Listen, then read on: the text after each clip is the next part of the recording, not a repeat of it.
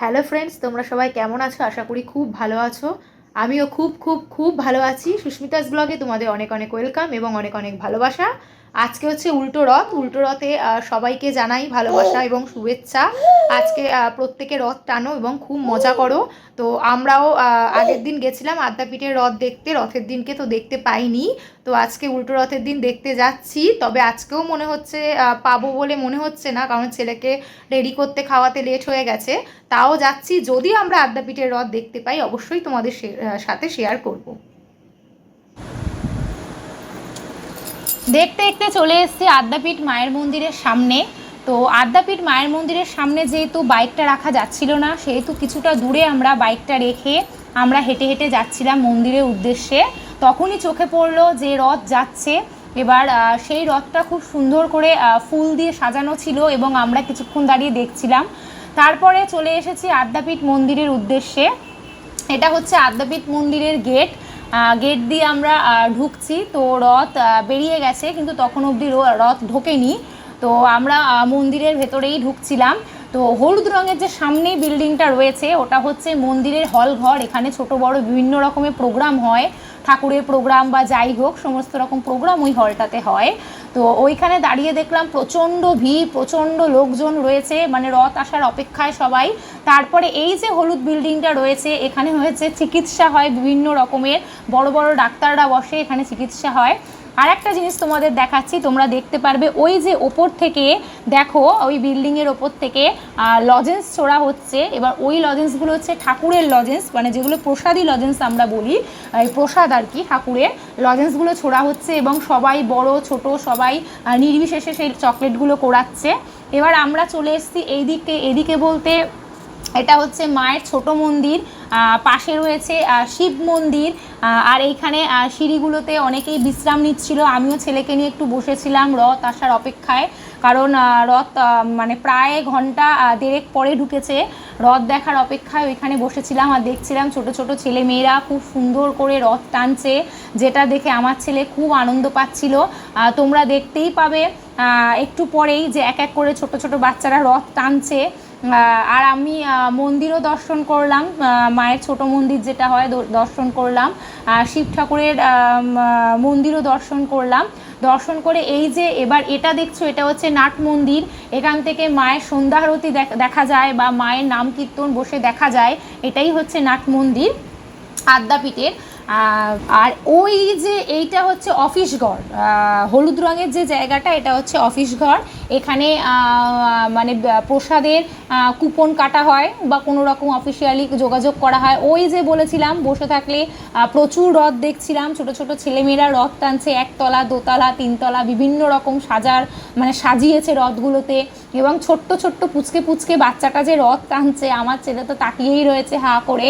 আর আমার ছেলেও চাইছে মানে হেঁটে গিয়ে ওদের সাথে রথ টানতে। তো আমি ওখানেই বসে বসে ওকে রথ দেখাচ্ছিলাম, ঘুরে ঘুরে রথ দেখছিল ছেলে আমার সাথে। এত ভালো লাগছিল, ওই যে ছোট ছোট বাচ্চাগুলো এত সুন্দর করে সাজিয়ে, মানে নিজেরা টানতে পারছে না, মায়েরা ধরে ধরে নিয়ে টানছে, যেগুলো দেখতে খুবই ভালো লাগছিল। এবার ছেলে তো এক জায়গায় বসতে চাইছে না, তারপর আমি ছেলেকে নিয়ে একটু ঘোরাঘুরি করছিলাম, হাঁটাহাঁটি করছিলাম। তারপরে আরও অনেক রথ, মানে একের পর এক রথ সবাই আদ্যাপীঠ মন্দিরে রথ নিয়ে গেছিলো। ওইখানে আমি ঘুরে ঘুরে ছেলেকে রথ দেখাচ্ছিলাম। ছেলে চুপ ছিল যতক্ষণ, নিয়ে ঘুরছিলাম রথ দেখাচ্ছিলাম, ছেলে চুপ ছিল। আর যখন বসে রয়েছি তখনও কাঁদছিল, চাইছিল না ততক্ষণ বসতে। সবাই মিলে ভিড় করে, মানে এত লোক তোমরা দেখতে পাচ্ছ, সবাই ভিড় করে বসে আছে যে আদ্যাপীঠের রথ কখন ঢুকবে এবং আদ্যাপীঠের রথ দেখার অপেক্ষায়। এবং খুব সুন্দর করে এত সুন্দর সাজিয়েছে যে দেখো, ফুল দিয়ে লাইট দিয়ে এত সুন্দর সাজিয়েছে যে এরকম সাজানো আমি সত্যি অন্য কোথাও দেখিনি। এবার আদ্যাপীঠ মন্দিরে আমি প্রায়ই যাই, কিন্তু রথের যে স্পেশাল ব্যাপারটা, ওটা সত্যি ওটা অন্যরকম ছিল। তো সব মায়েরা বসেছিল, বাচ্চারা রথ নিয়ে বসেছিল। এইবারে আস্তে আস্তে করে রথ ঢুকছে।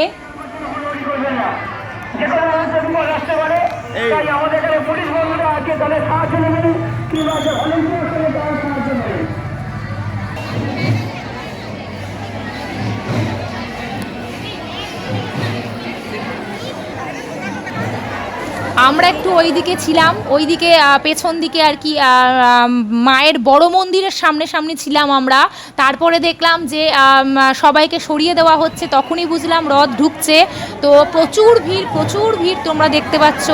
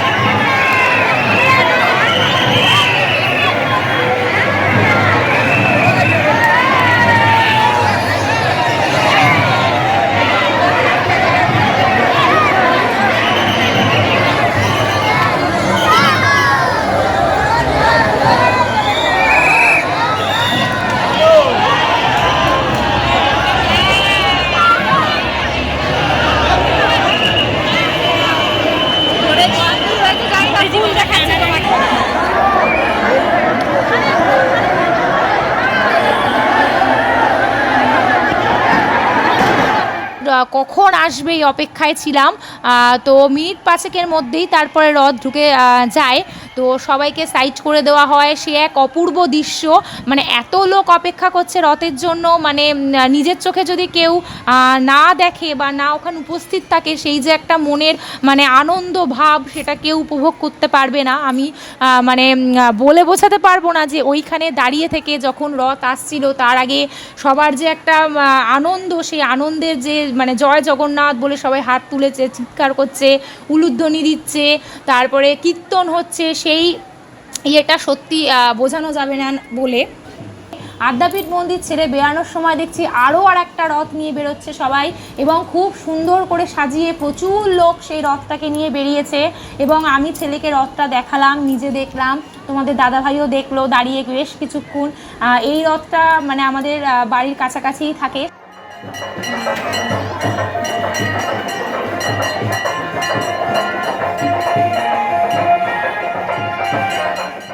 একটু বাড়ি এসেছিলাম, আসলে আদ্যাপীঠে অনেকক্ষণ দাঁড়াতে হয়েছিল রথ ঢোকার অপেক্ষায় আর কি।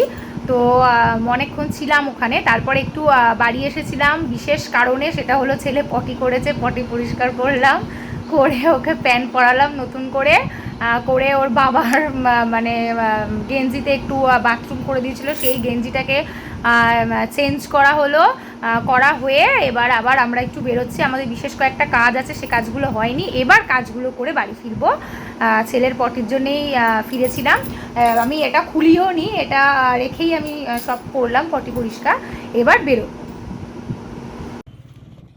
এবারে বেরিয়ে পড়লাম উত্তরপাড়ার দিকে, বালি ব্রিজ হয়ে উত্তরপাড়ার দিকে বেরোলাম। হ্যাঁ, সেরকম কোনো প্ল্যান ছিল না, সেরকম কোনো কাজও ছিল না উত্তরপাড়ার দিকে, কিন্তু জাস্ট একটু ঘোরাঘুরি করার জন্য বেরিয়েছিলাম। হঠাৎ দেখলাম প্রচণ্ড জ্যাম রাস্তা এবং প্রচণ্ড ভিড়।